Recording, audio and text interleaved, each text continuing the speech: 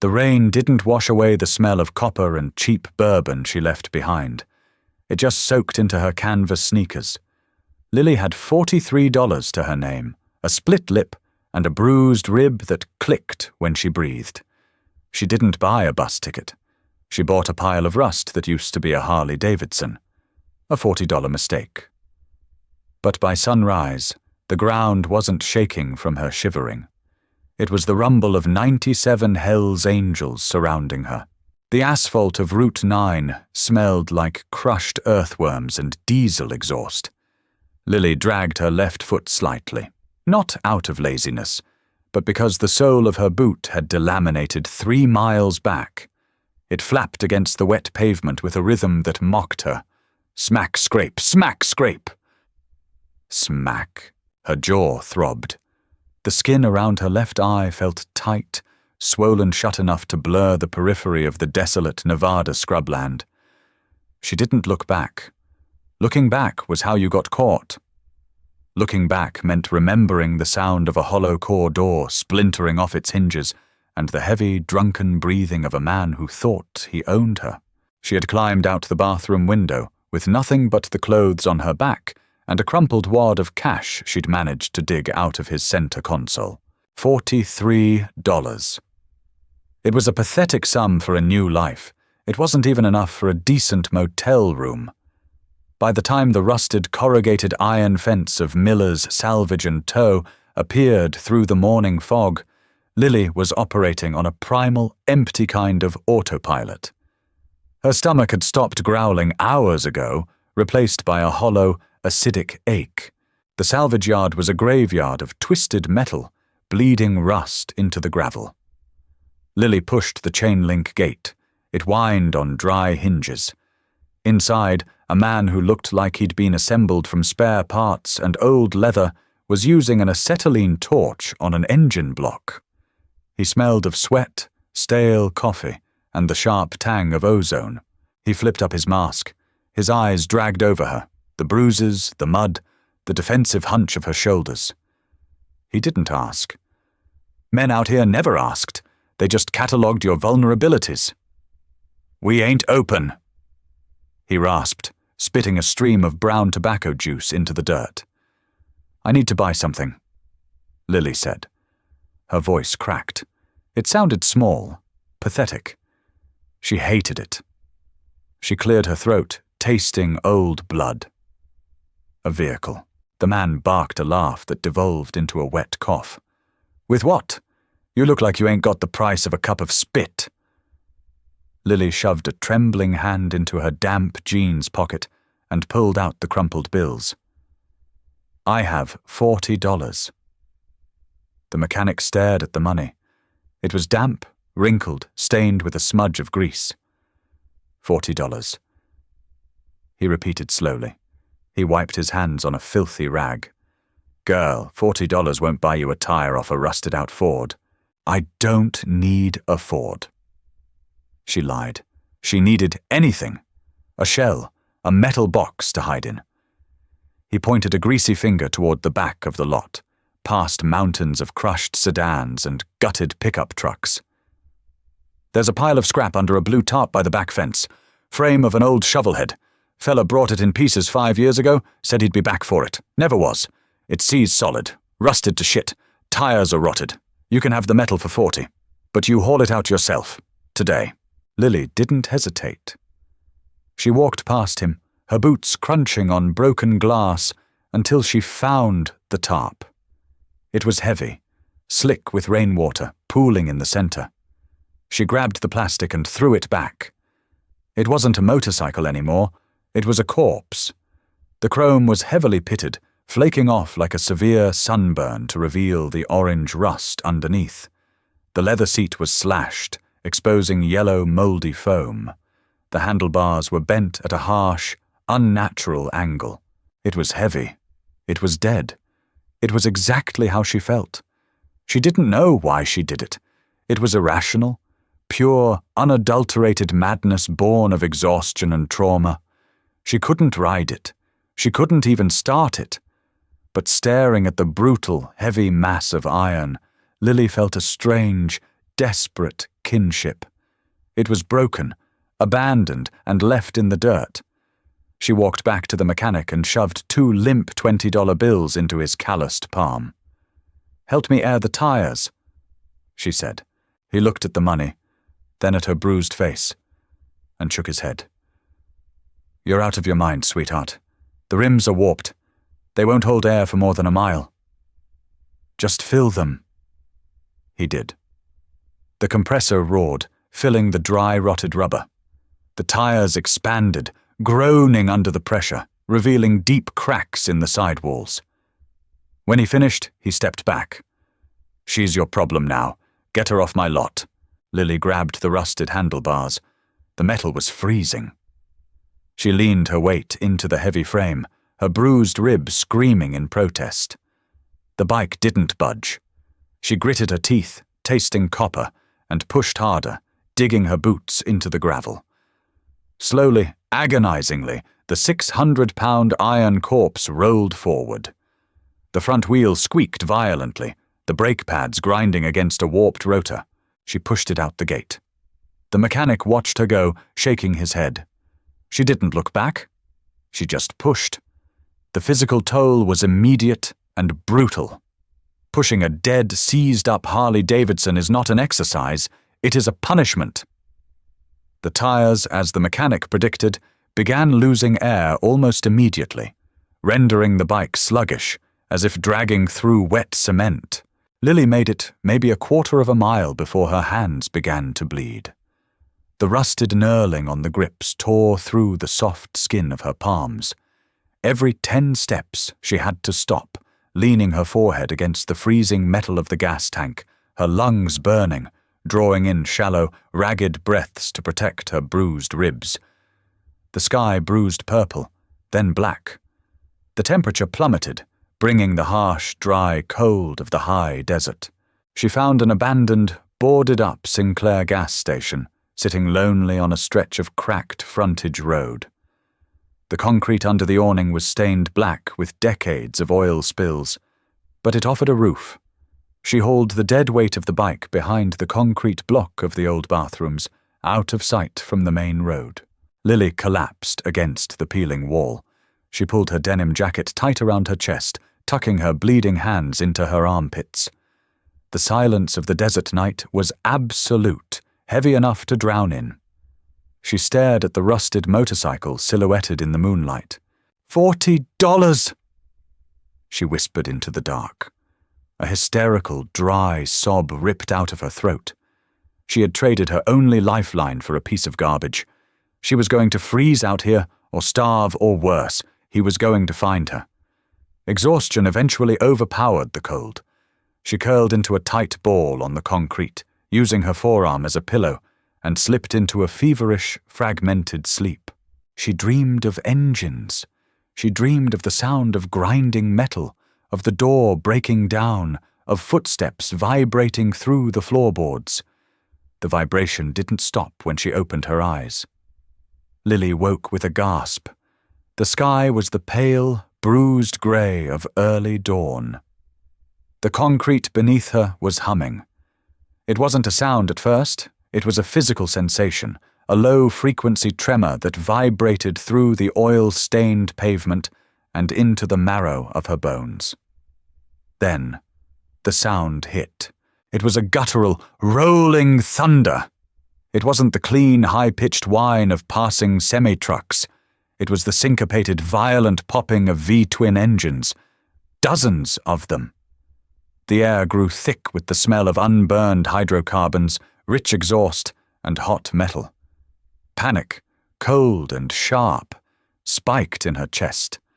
She scrambled backward, scraping her spine against the rough brick of the gas station. She peeked around the corner. They were pouring off the highway, a tidal wave of chrome, black denim, and leather. The frontage road was suddenly choked with motorcycles. They rode in a tight, disciplined stagger, a massive steel centipede dominating the asphalt. Lily's breath hitched. She recognized the patches on their backs instantly. The curved rockers, the winged skull, red and white, the Hell's Angels. There must have been nearly 100 of them. The sheer volume of the noise was deafening, rattling the loose corrugated tin on the gas station roof. They weren't just passing by. The lead rider raised a heavily gloved hand, a single fist in the air. The pack slowed. They began turning into the abandoned Sinclair lot. Lily flattened herself against the brick wall, her heart hammering against her ribs like a trapped bird. "Please don't come back here. Please just use the lot to turn around." But the lot wasn't a turnaround. It was a staging ground. Bikes began lining up, side by side, in perfect symmetry. The riders started cutting their engines, one by one. The sudden transition from deafening roar to the popping, ticking sound of cooling metal and the crunch of heavy boots on gravel was deeply unnerving. "Hey, Dutch!" A rough voice shouted, not 50 feet from where Lily hid. "Take a leak and let's roll. Vegas is still 3 hours." Lily squeezed her eyes shut. She tried to make herself small, but the rusted shovelhead she had spent her last dollars on was sitting right out in the open, protruding past the edge of the bathroom wall. "Hold up." The voice was deeper this time, carrying a quiet authority that cut through the low chatter of the men. Footsteps approached. Slow, deliberate. The crunch of gravel under heavy leather boots. Lily's bladder clamped. She tasted bile at the back of her throat. The footsteps stopped. She heard a sharp intake of breath. "I'll be damned." The deep voice murmured. "What is it, boss?" Another voice asked. "Look at the rake on this frame. Look at the primary cover." Lily couldn't stop shaking. Her survival instinct, honed by years of walking on eggshells around a violent man, screamed at her to run. But her legs were lead. Suddenly, a shadow fell over her. Lily looked up. A man stood at the corner of the brick wall, staring down at her. He was massive, built like a brick wall encased in worn leather. A thick, graying beard hid the lower half of a face cross-hatched with deep lines and old scars. His eyes, pale and flinty, locked onto her. He smelled like stale tobacco, road grime, and danger. He didn't look like salvation. He looked like the end of the line. For a long, agonizing second, neither of them moved. Lily was frozen, curled defensively against the brick, her knees pulled tight to her chest. She wanted to look defiant, to glare up at him with the hardened gaze of someone who had survived hell. Instead, a pathetic, involuntary whimper escaped her throat. Her hands, raw, bloody, and smeared with rust, shook violently. Dutch didn't blink. His expression was a slate of stone. He didn't offer a hand. He didn't ask if she was okay. He simply stepped fully into the alleyway, blocking the only exit with his immense frame. "Get up," he said. His voice wasn't a yell, but it had the density of iron. Lily scrambled. She tried to grab a heavy piece of broken concrete near her foot, her fingers clumsily wrapping around the rough edges, but she had no strength left. As she pushed herself up, her injured rib caught, sending a blinding flash of pain through her side. She gasped, dropping the stone, and slumped back against the wall, dry heaving. 2 more bikers appeared behind Dutch. One was young, with heavily tattooed knuckles and a face completely devoid of empathy. The other was older, wearing a filthy bandana. "What we got?" The younger one asked, his hand resting casually near a heavy folding knife clipped to his belt. "Quiet, Jax," Dutch ordered. He didn't take his eyes off Lily. He stepped closer. The smell of exhaust and sweat rolled off him. Lily pressed herself so hard against the brick she felt it biting through her thin jacket. "I didn't steal it," she rasped, the words tumbling out in a panicked rush. "I bought it. I swear to God, $40, down at the salvage yard, Route 9. Ask the guy, Earl. I didn't steal it." She was babbling, sounding exactly like the victim she was trying so hard not to be. She hated herself in that moment, hated the tears of pure terror hot in her eyes. Dutch ignored her entirely. He crouched beside the rusted pile of the shovelhead. He pulled off his right glove, exposing thick, calloused fingers adorned with heavy silver rings. He reached out and brushed his hand over the rusted gas tank. It was a gesture so oddly gentle it made Lily blink. He moved his hand down to the primary cover. It was caked in a thick crust of oxidized metal and dirt. Dutch spit on his thumb and rubbed hard at the grime, right near the lower bolt housing. He rubbed until a tiny patch of dull metal showed through. He leaned in close. Lily watched his jaw clench. The muscles feathered under his beard. He stayed like that for a long time, just staring at the tiny square of cleared metal. When he finally stood up, the atmosphere in the alleyway had fundamentally shifted. The casual menace was gone, replaced by a heavy, dangerous silence. "Jax," Dutch said quietly. "Yeah, Dutch? Tell the boys to kill the noise. Nobody mounts up." Jax looked confused, but he nodded and stepped away. Seconds later, the low rumble of a few idling engines was abruptly cut off. The sudden silence in the desert morning was deafening. Dutch turned back to Lily. His pale eyes flicked over her bruised jaw, her split lip. The blood dried on her torn hands. He wasn't evaluating her as prey anymore. He was reading the wreckage of her face. "You bought this," Dutch stated. It wasn't a question. Lily nodded jerkily. $40.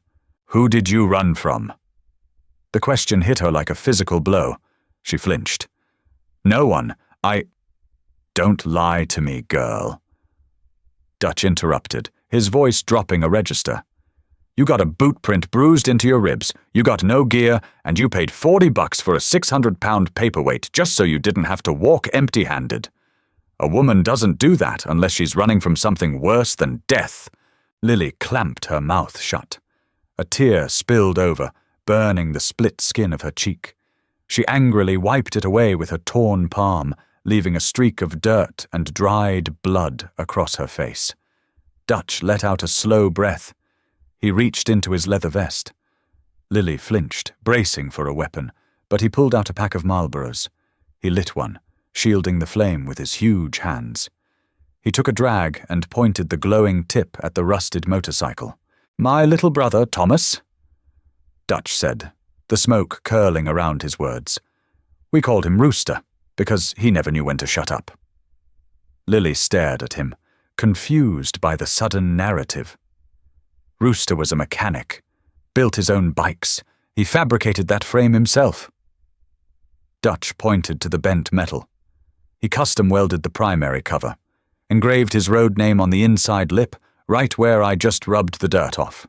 Dutch took another drag. His eyes were focused on the rust, but he was seeing something from a long time ago. 5 years ago, Rooster was riding up Route 9. Drunk driver in a pickup crossed the center line, hit him head-on. Rooster didn't make it. The cops towed the wreckage. By the time I got out of county for a misunderstanding, the impound lot had auctioned it off for scrap. I spent 3 years tearing apart every junkyard in Nevada looking for it. He looked back at Lily. The flinty coldness in his eyes had cracked, just a fraction, revealing a bottomless, ancient grief. "You didn't just buy a motorcycle," Dutch said softly, dropping his cigarette and grinding it out beneath his heel. "You bought a ghost." Lily looked at the rusted metal, the heavy, dead thing she had dragged for miles. It wasn't a piece of garbage. It was a brother. It was a piece of a family of 97 violent, terrifying men currently parked on the other side of the brick wall. "I'll give it back," Lily whispered, her voice cracking. "You can have it. Just let me go." Dutch looked at her torn, bleeding hands, then up at her bruised face. He reached into his pocket and pulled out a thick roll of bills, peeled off 200s, and held them out. Lily shrank back. "I don't want your money." "It's not for the bike," Dutch said. "The bike is mine. The money is for the lesson." "What lesson?" She breathed. Dutch stepped forward, closing the distance. He loomed over her, terrifying and massive, but he didn't touch her. The lesson is that a piece of garbage to one person is the whole damn world to someone else. And you, girl. He gestured to her battered face. You ain't garbage. He turned toward the lot and roared, Jax, bring the truck around. We're loading up. Dutch looked over his shoulder at Lily, still curled against the wall. You coming? Or are you waiting here for whoever gave you that black eye to finish the job? The cab of the heavy-duty chase truck smelled of stale French fries, diesel fuel, and cheap black ice air freshener. Lily sat rigid against the passenger side door, her knees pressed tightly together, her canvas sneakers resting on a floorboard littered with crushed energy drink cans and spent brass casings. Jax was driving. He hadn't said a word since Dutch had shoved Lily into the cab and slammed the heavy door shut. His heavily tattooed forearms rested casually on the steering wheel, his jaw working a piece of spearmint gum with a rhythmic, mechanical intensity. He drove the massive dually pickup with one hand, navigating the potholed frontage road with an aggressive indifference. Behind them, in the bed of the truck, the rusted corpse of the shovelhead was strapped down with heavy yellow ratchet tie-downs. It looked smaller back there, a pathetic, mangled thing surrounded by the massive, polished chrome of the pack trailing behind them. Lily's fingers were curled into tight, agonizing fists in her lap. The bleeding had stopped, replaced by a deep, pulsing throb that radiated up to her elbows.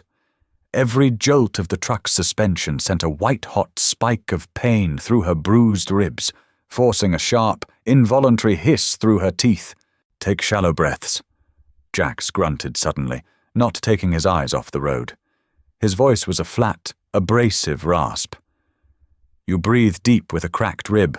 You're just sawing the bone against the muscle. Short breaths, like a dog panting. Lily snapped her head toward him, her swollen eye throbbing at the sudden movement. She didn't expect advice. She expected threats, or silence, or the heavy, suffocating weight of a man's unwanted attention. That was the language she knew. That was the currency Ray had dealt in. I'm fine, she lied, her voice paper-thin. Jax let out a short, humorless exhale through his nose. He reached over and cranked the window down 3 inches. The cold desert air whipped into the cab, carrying the deafening guttural roar of 97 V-twin engines. It was a wall of sound. It didn't just fill the air, it displaced it. Lily looked in the side mirror. The highway behind them was a river of black leather and glinting metal, moving with terrifying, predatory synchronization. They rode in staggered formation, 2 by 2, a massive, jointed steel serpent devouring the asphalt. She was trapped. Panic, cold and sharp, clawed its way up her throat. Her survival instincts, honed by 2 years of walking on eggshells, screamed at her to grab the door handle, tuck, and roll into the unforgiving gravel of the shoulder. She had traded 1 monster in a locked house for nearly 100 monsters on the open road. What were they going to do with her? Outlaws didn't run charities. Men like this didn't pick up stray women out of the goodness of their hearts. They took. They consumed. She looked at Jax's profile, the hard lines of his jaw, the violent ink crawling up his neck, the heavy folding knife clipped to his belt. He could snap her neck with one hand. "Where are we going?" she asked. The words tumbled out before she could stop them, betraying her terror. Jax shifted gears, the heavy transmission clunking beneath the floorboards.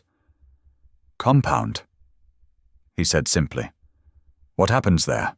Jax finally turned his head to look at her. His eyes were flat, dead things, entirely devoid of empathy, but surprisingly free of malice. He wasn't looking at her as prey. He was looking at her like a piece of cargo Dutch had ordered him to haul. "Dutch gets his brother's bike back to the shop," Jax said, returning his gaze to the road. "You get a bandage. Then you figure out your own play. We ain't a halfway house, sweetheart. You're breathing our air because you brought Rooster home. That buys you exactly 1 night behind a locked gate. A locked gate. The contradiction short-circuited Lily's exhausted brain. The very thing that should have terrified her, being locked behind a gate with an outlaw motorcycle club, suddenly sounded like the most profound luxury in the world. Ray couldn't get through a locked gate guarded by 97 armed men.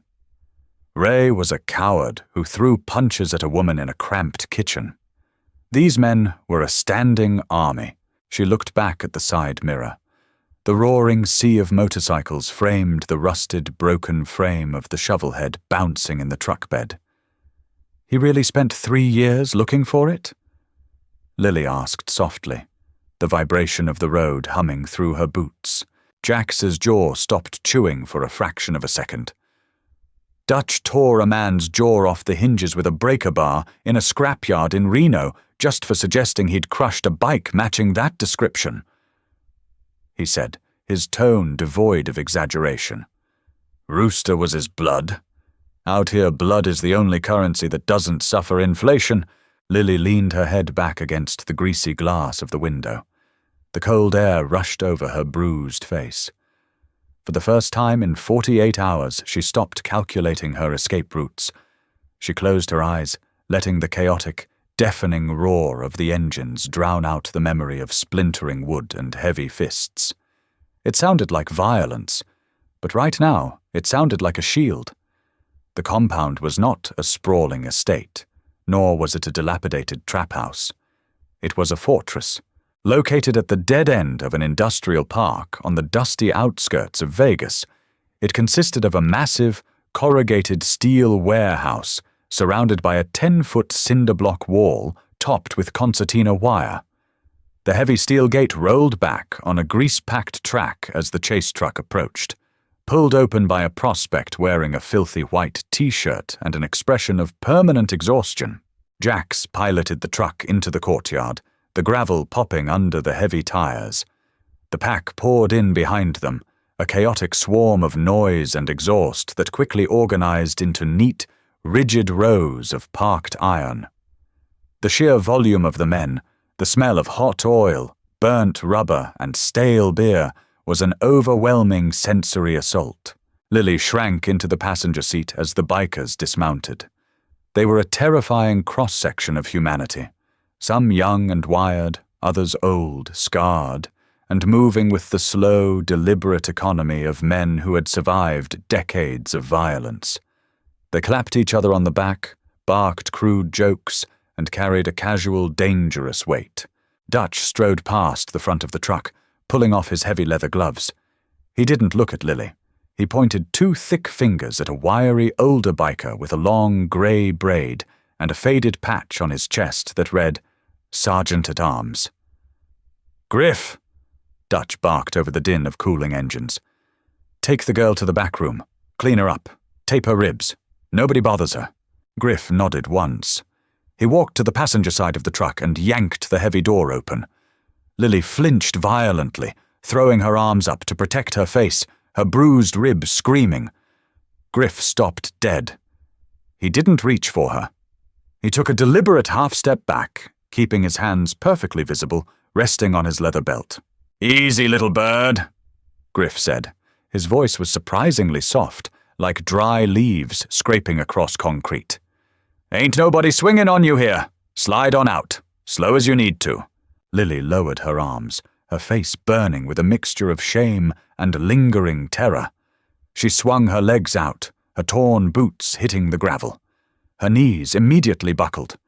The adrenaline that had kept her moving for 2 days abruptly evaporated, leaving behind a hollow, trembling shell of exhausted muscle and bone. Before she could hit the dirt, Griff caught her by the bicep. His grip was firm but rigidly impersonal, holding her upright without pulling her close. "I gotcha," he murmured. "Walk with me." He led her through a heavy steel door into the clubhouse. The interior was cavernous and dim, smelling heavily of stale cigarette smoke, spilled whiskey, and pine sol. A massive wooden bar dominated one wall, scarred with knife marks and burn holes. pool tables sat under low-hanging fluorescent lights. It was a space designed for rough men and rougher nights, yet it currently felt like a sanctuary. Griff guided her down a narrow hallway in the back, away from the noise of the main room, and pushed open a door to what looked like a makeshift infirmary. It smelled strongly of bleach and rubbing alcohol. A metal medical table sat in the center, surrounded by metal cabinets locked with heavy padlocks. "Sit," Griff instructed, pointing to a rolling stool. Lily sat. The fluorescent light buzzed angrily overhead, casting harsh shadows over her battered face in the small mirror above a stainless steel sink. She looked like a corpse. Her left eye was a vibrant, sickening landscape of purple, yellow, and black. Her bottom lip was split down the middle, crusted with dried blood. Griff pulled a metal tray from a drawer. He didn't ask her name. He didn't ask who hit her. He simply poured a generous amount of hydrogen peroxide over a stack of gauze pads. "Give me your hands," he said. Lily extended her trembling, rust-stained hands. The palms were a mess of torn blisters and raw meat from pushing the heavy motorcycle. Griff took her wrists. His hands were heavily calloused, and she noticed he was missing the top 2 joints of his left pinky and ring fingers. He pressed the soaked gauze into her palms. The pain was instantaneous and absolute. It felt like holding a lit match. Lily gasped, a violent, involuntary sob ripping from her throat. She tried to yank her hands back, but Griff held firm, not aggressively, but with the immovable strength of a vice. "I know," Griff said quietly, his eyes focused entirely on his work. "Rust is a dirty thing. You leave the dirt in, the wound rots. You gotta burn it out to heal it. Breathe through it." He methodically scrubbed the orange flakes of rust and embedded dirt from her raw flesh. He wasn't gentle, but he was efficient. When they were clean, he slathered them in a thick, sulfur-smelling yellow ointment and wrapped them tightly in crisp white gauze. "Lift your shirt," he commanded next, turning to grab a roll of wide, heavy-duty medical tape. Lily froze. Her breath caught in her throat. The thought of exposing herself, of lifting her shirt for a strange man in a windowless room, triggered a wave of pure, suffocating panic. Her hands hovered over the hem of her worn denim jacket. Griff paused. He looked at her, really looked at her, reading the absolute terror in her unswollen eye. He set the tape down on the metal tray with a soft clink. "You got a bruised rib, maybe cracked," Griff said, his tone entirely clinical. "It needs compression, or you risk puncturing a lung if you take a bad fall. I'm going to turn my back. You lift your shirt up to the bra line. I will wrap the tape around your ribs without looking at anything but the skin I'm taping. Understood?" Lily swallowed hard, tasting old blood. She nodded. Griff turned completely around, facing the blank cinder-block wall. "Go ahead." With trembling, bandaged hands, Lily unbuttoned her jacket and lifted her stained t-shirt. The skin covering her left rib cage was an ugly, mottled black and blue, bearing the faint, crescent-shaped impression of a heavy work boot. "Okay," she whispered. Griff reached around blindly, his rough knuckles briefly brushing her cold skin. He pulled the thick white tape tight, wrapping it around her torso in overlapping layers. The pressure was intense, but as he secured the final strip, a profound relief washed over her. The tape acted like a corset, holding the damaged bone in place, allowing her to take her first deep, full breath in 2 days without a blinding stab of pain. "Done," Griff said, turning back around as she hurriedly dropped her shirt. He tossed a heavy grey wool blanket onto the examination table. "Lie down." Lily didn't argue. She climbed onto the cold vinyl of the table, pulling the itchy wool blanket up to her chin. Griff walked to the door. He paused with his hand on the knob. "There's a deadbolt on this door," he said, not looking back at her. It locks from the inside. I only have a key to the knob. When I close this door, you turn that deadbolt. Nobody comes in unless you open it. You understand?" Lily stared at his back. The lump in her throat was so large it choked her. "Yes," she managed to croak. Griff stepped out and pulled the door shut. It clicked heavily into the frame. Lily lay perfectly still for 3 seconds. Then, ignoring the ache in her ribs and her wrapped hands, she scrambled off the table, lunged for the door, and threw the heavy brass deadbolt. It slid home with a solid, metallic thunk. She pressed her forehead against the cold steel of the door. She was in a compound full of violent criminals, drug runners, and killers. Yet, as she stood behind a door, she locked herself, listening to the muffled, chaotic noise of the clubhouse beyond the walls. Lily cried. She slid down the door until she was sitting on the cold linoleum floor, weeping not from fear, but from the terrifying, overwhelming weight of feeling safe. When Lily woke, the small infirmary was pitch black, save for a sliver of harsh artificial light bleeding under the heavy steel door. For a terrifying, disorienting second, she didn't know where she was. She braced for the sound of Ray's heavy, drunken footsteps on the floorboards. Instead, she heard the rhythmic, metallic ping-ping-ping of a ball-peen hammer against steel, underscored by the low, twangy bass of an old Waylon Jennings track, playing through blown-out garage speakers. Memory rushed back, bringing the physical pain with it. Her hands throbbed beneath the bandages. Her jaw felt stiff, the skin tight and hot. She pushed herself up from the cold floor, her taped ribs pulling uncomfortably, and unbolted the door. The clubhouse was empty, the air heavy with the stale aftermath of a long night. Sunlight angled sharply through high, grimy, clear-story windows, illuminating dancing motes of dust and cigarette ash. Lily moved quietly, a ghost in oversized, dirt-stained clothes, following the sound of the hammer into the massive, attached garage. The garage was a cathedral of internal combustion. Motorcycles in various states of disassembly sat on hydraulic lifts. Tool chests the size of small refrigerators lined the walls. The smell of aerosol carb cleaner, heavy grease, and stale coffee was thick enough to chew. At the far end of the bay, under a bank of intensely bright, humming fluorescent lights, sat Dutch. He was out of his leather cut, wearing only a grease-stained black t-shirt that stretched over the massive, heavily inked muscles of his back and shoulders. The rusted shovelhead frame was strapped to a steel workbench in front of him. He wasn't fixing it, he was performing an autopsy. Lily stood in the shadows, leaning against a stack of bald tires, watching him. The brute force the man commanded was entirely absent. He was working with a slow, meticulous reverence. He sprayed penetrating oil onto a seized, rust-welded bolt on the engine mount, let it sit for exactly 30 seconds, and then gently tapped the head of the bolt with his hammer, trying to break the microscopic bonds of oxidation. He didn't look up, but his deep voice rumbled across the garage. "You stand back there much longer. You're going to absorb into the rubber." Lily jumped slightly. She stepped out of the shadows, wrapping her arms around her ribs, feeling small and fragile in the cavernous space. She walked slowly toward the workbench. Up close, the bike looked even worse. Under the harsh lights, the rot was undeniable.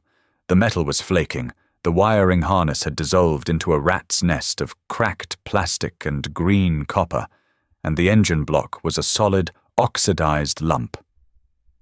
"Can you fix it?" she asked. Her voice was scratchy from disuse. Dutch laid the hammer down. He wiped his hands on a red shop rag. He looked at the wreckage for a long time, his pale eyes reading the ruined metal like a tragic novel. "No," he said, his voice devoid of emotion, a flat statement of fact. "Steel has a memory, girl. You bend it once, you can bend it back, but the stress fracture is always there. You let it rust this deep, the carbon structure breaks down, it loses its integrity. You put a running motor in this frame, hit a pothole at 80 miles an hour, the frame snaps, and you're a meat crayon on the asphalt. So what are you doing? I'm burying it, Dutch said. I'm stripping it down to the parts Rooster made by hand, the primary cover, the custom triple trees, the foot pegs. I'll cut them off, clean the rust, and mount them on a plaque in the clubhouse. The rest of this— He patted the rusted gas tank. Goes to the smelter. It gets to be something else. A bridge. A soup can. It stops being a ghost. Lily stared at the bike. She thought about the stress fractures. She thought about her own carbon structure, breaking down under the weight of 2 years of constant grinding fear. She wondered if she was too rusted out to hold an engine anymore. Without asking permission, Lily stepped up to the bench. Her wrapped, clumsy hands reached out and picked up a heavy wire brush with a wooden handle. She looked at the front fender, which was coated in a thick, scaly layer of orange rust. She pressed the wire bristles against the metal and pushed. The brush bit into the rust, sending up a tiny cloud of orange dust. The chalky, grinding sound echoed in the quiet garage. Scrape, scrape, scrape. The vibration hurt her bruised palms, but she ignored it. She dragged the brush back and forth, scraping away the rot, trying to find the solid steel underneath. Dutch watched her. He saw the tight wince around her swollen eye with every movement, the way her breath hitched against her taped ribs. He didn't tell her to stop. He didn't offer to do it for her. He recognized the desperate, silent need in her posture, the need to exert control over something, to tear down a piece of decay with her own 2 hands. He picked up his socket wrench and went back to work on the engine mount. They worked in complete silence for over an hour. The only sounds were the harsh scraping of the wire brush, the ratcheting click of the socket wrench, and the low hum of Waylon Jennings. A fine layer of orange rust dust settled over Lily's arms and her pale face, mixing with the sweat on her forehead. The repetitive, physical labor was exhausting, but it quieted the screaming anxiety in her head. For the first time in months, her mind was entirely anchored in the present moment, focused solely on the friction between steel and rust. The heavy steel door connecting the garage to the clubhouse suddenly clanged open, shattering the quiet rhythm. Lily flinched violently, dropping the wire brush. It clattered loudly against the concrete floor. She instantly shrank back, pressing her spine against the edge of a rolling tool chest, her heart suddenly hammering against her bruised ribs. Jack stood in the doorway. The flat, indifferent look he had carried yesterday was gone. His jaw was tight, the muscles jumping under his tattoos. He held a cheap black burner phone in his hand. He didn't look at Lily. He walked straight to the workbench and stopped, staring at Dutch. Dutch paused, his wrench still locked onto a bolt. He didn't turn his head. The atmosphere in the garage dropped 10 degrees, heavy and suddenly suffocating. "What is it?" Dutch asked, his voice low, a dangerous rumble that vibrated in the heavy air. Jax glanced sideways at Lily, his dead eyes narrowing slightly. He looked back to his president. "Got a call on the clubhouse line from a chapter up in Reno," Jax said, his voice tight. "A guy walked into a bar they run on the outskirts, flashing cash, asking questions. Said his bitch stole $40 from him and took a bus south." Lily stopped breathing. The blood drained from her face, leaving her a chalky, terrified white beneath the rust dust. The massive garage suddenly felt as small and suffocating as the kitchen she had escaped from. Jack stepped closer to the workbench, his voice dropping to a harsh whisper that echoed perfectly in the quiet space. "He's looking for a girl with a bruised face." Jax continued, his eyes locked on Dutch. "Says his name is Ray, and says he's willing to pay $1,000 to anyone who points him in the right direction." The wrench in Dutch's hand stopped moving. Slowly, deliberately, the massive Hell's Angel set the tool down on the steel bench. He turned his head, his pale, flinty eyes dragging away from his dead brother's motorcycle to lock on to Lily, pinning her against the tool chest like a butterfly on a board.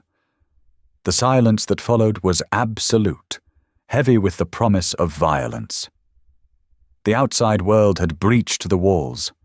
$1,000. The number hung in the greasy air of the garage, suffocating and absolute. To a man like Dutch, $1,000 was pocket change, the cost of a long weekend or a minor inconvenience. To Lily, it was a death sentence. It was more than enough to buy a lock, a heavy chain, and a quiet patch of desert where no one would hear a woman scream. Lily's survival conditioning, hammered into her over 2 years of walking on broken glass, took over completely. Her higher brain functions shut down, replaced by the panicked, frantic logic of a trapped animal. She pushed off the tool chest. Her taped ribs screamed, but she didn't care. She looked around wildly, not for a weapon, but for an exit. Her breathing grew shallow and rapid, a harsh, rasping sound in the quiet garage. "I'll go!" she blurted out. Her voice was too loud, thin and bordering on hysterical. She wiped her dirty hands on her jeans, smearing orange rust across her thighs. "I'll go right now. You don't have to deal with him. I'm leaving." She took 3 rapid steps toward the heavy steel door that led to the alleyway. She had nothing to pack. She didn't even have her jacket. It was draped over a chair in the infirmary. She was just going to run into the blinding Nevada sun and disappear into the asphalt. "Stop," Dutch said. The word wasn't shouted. It didn't need to be. It possessed the density of a cinder block. Lily froze, one hand reaching for the deadbolt. She squeezed her eyes shut, her shoulders hiking up to her ears, bracing for a blow. She was so used to violence as the answer to disobedience that her body preemptively tensed for the impact. She heard the heavy crunch of Dutch's boots on the concrete floor. He walked slowly, unhurried, closing the distance until he was standing a few feet behind her. He smelled of penetrating oil, stale tobacco, and heavy, unwashed denim. "Look at me," Dutch ordered. Lily turned around slowly, her spine pressed against the steel door. She kept her chin tucked, her unswollen eye fixed firmly on the grease stains on his boots. "I said, look at me, girl." She forced her head up. Dutch's face was unreadable, a slab of scarred granite. Jax was still standing near the workbench, his arms crossed over his chest, his face devoid of anything resembling pity. "You think $1,000 is enough to buy you out of my house?" Dutch asked, his voice low and grinding. "It's a lot of money," Lily whispered, a tear of pure, humiliating terror cutting a clean track through the rust dust on her cheek. "Men do a lot worse for a lot less." Dutch stared at her for a long, heavy second.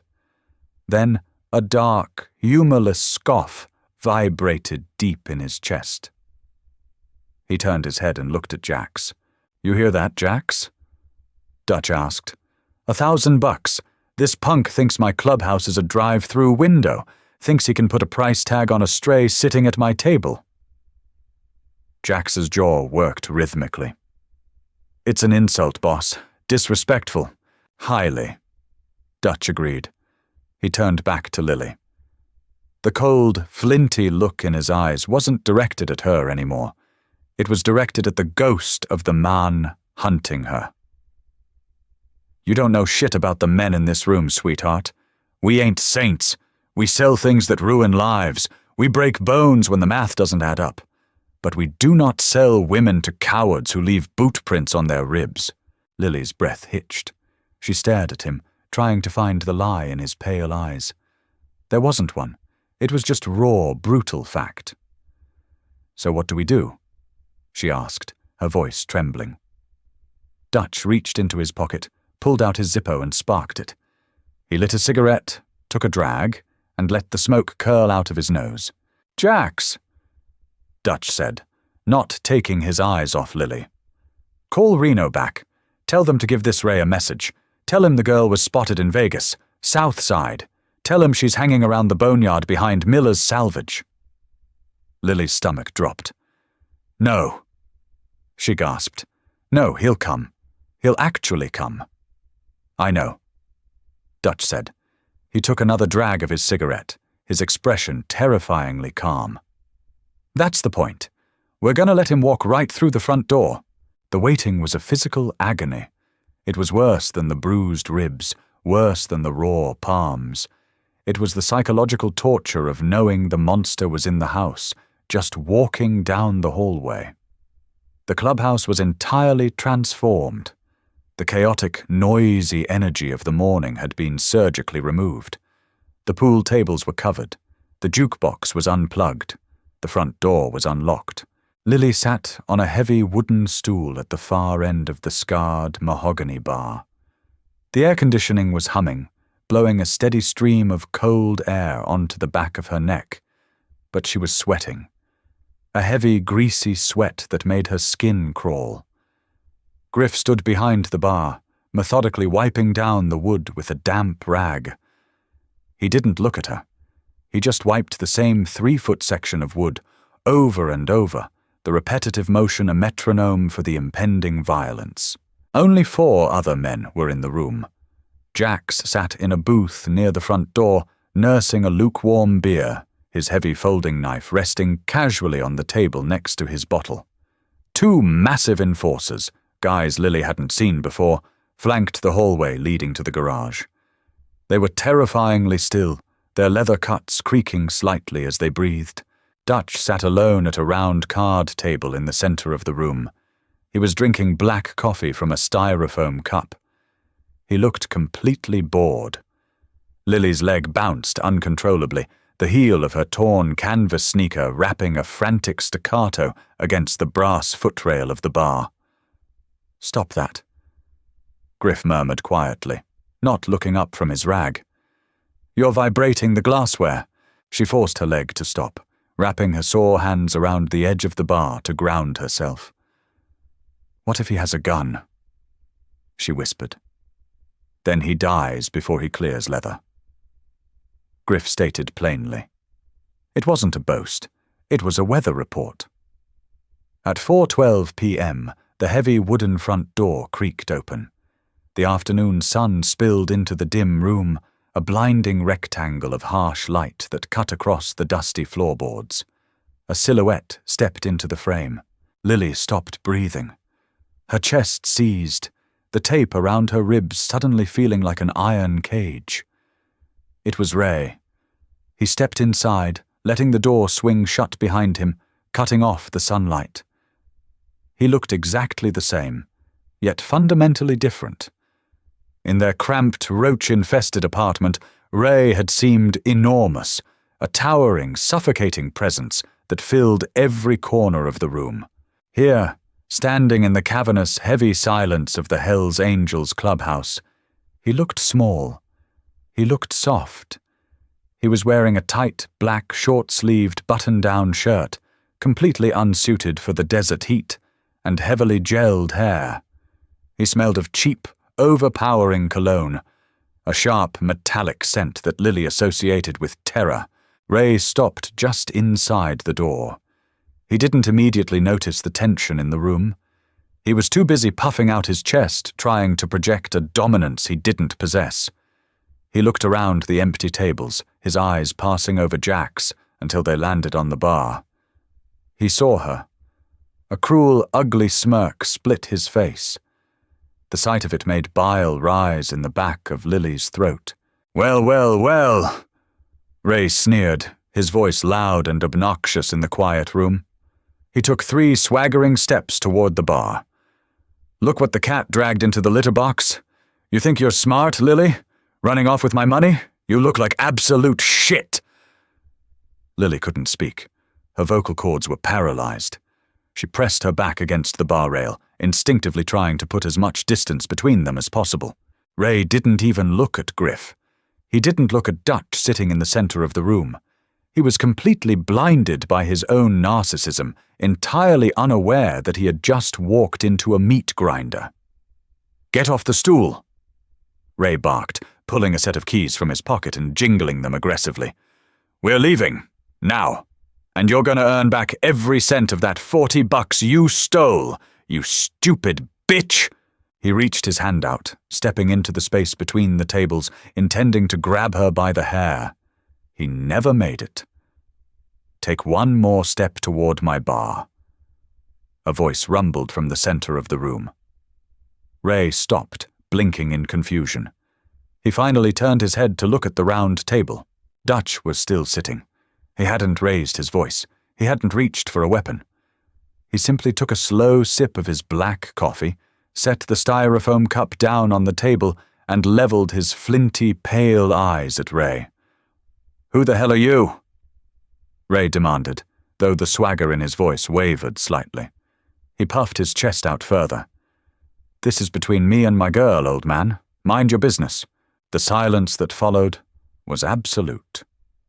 Jax, sitting in the booth, didn't move, but his hand casually drifted off his beer bottle, resting inches from the folding knife.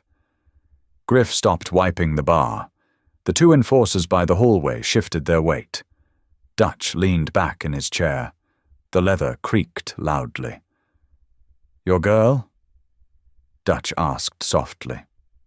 "That's right," Ray said, emboldened by the lack of immediate physical retaliation. "She's coming with me." "No," Dutch said. It was a simple, flat denial. "She isn't." Ray flushed, an ugly mottled red creeping up his neck. He wasn't used to being told no. He was used to intimidating smaller, weaker people. He took a step toward Dutch. "Listen here, you fat—" The violence wasn't cinematic. It wasn't a choreographed fight scene. It was a brutal, sudden explosion of physics. Before the word could fully leave Ray's mouth, Jax stood up from the booth. He didn't throw a punch. He simply grabbed the heavy, thick glass beer bottle off his table and, in one fluid, terrifying motion, smashed it directly into the side of Ray's knee. The sickening crack of breaking glass and snapping cartilage echoed off the cinder-block walls. Ray shrieked, a high, reedy sound of pure agony. His leg collapsed beneath him, bending inward at an unnatural, horrifying angle. He hit the floor hard, his face slamming against the dusty wood planks, busting his nose open. Blood immediately pooled around his face, thick and bright red. Lily flinched violently, covering her mouth with her bandaged hands to stifle a scream. Her heart hammered against her ribs like a trapped bird. Ray was writhing on the floor, clutching his shattered knee, blubbering and gasping for air. The heavy, overpowering scent of his cheap cologne was immediately drowned out by the metallic smell of fresh blood. Dutch finally stood up. He walked over to the writhing man, his heavy boots thudding against the floorboards. He looked down at Ray with an expression of profound, utter disgust. He didn't look like a man who had just orchestrated violence. He looked like a man who had stepped in dog shit and was annoyed about the mess on his shoe. Dutch crouched down, his knees popping slightly. He grabbed a fistful of Ray's greasy, gelled hair and yanked his head back. Ray sobbed, blood bubbling from his ruined nose, dripping onto Dutch's knuckles. "Look at me," Dutch growled. Ray's eyes, wide with terror and pain, darted to Dutch's face. He was hyperventilating, his bravado entirely evaporated. He was nothing now, just a broken, bleeding bully on the floor of a room filled with actual monsters. "You walked into my house," Dutch said, his voice dropping to a terrifying, guttural whisper. "You disrespected my club, and you tried to lay hands on a woman sitting at my bar. Out here, a man dies for less." "Please," Ray begged, tears mixing with the blood on his face. "Please, I didn't know. I didn't know she was with you." "She isn't with us," Dutch corrected, tightening his grip on Ray's hair, forcing his neck to stretch backward. "She's our guest, because she did right by my blood. You are a piece of shit stuck to my boot." Dutch leaned in closer, until he was inches from Ray's face. "I'm going to let you live," Dutch said softly. "Jax is going to drag you out to the alley. He's going to toss you in the bed of your truck. Then you are going to drive out of Nevada. If you ever cross the state line again. If you ever look for her again. If I even hear a rumor that you breathed her name in a bar 3 states over, I won't just break your knee. I will peel the skin off your face and nail it to a telephone pole. Do you understand me?" Ray choked on a mouthful of blood and nodded frantically, a pathetic, jerky motion. "Yes, yes, oh God, yes." Dutch dropped his head in disgust. He stood up, pulling a red shop rag from his back pocket, and wiped the blood off his knuckles. He tossed the rag onto Ray's chest. "Jax," Dutch said, turning his back on the man. "Take out the trash."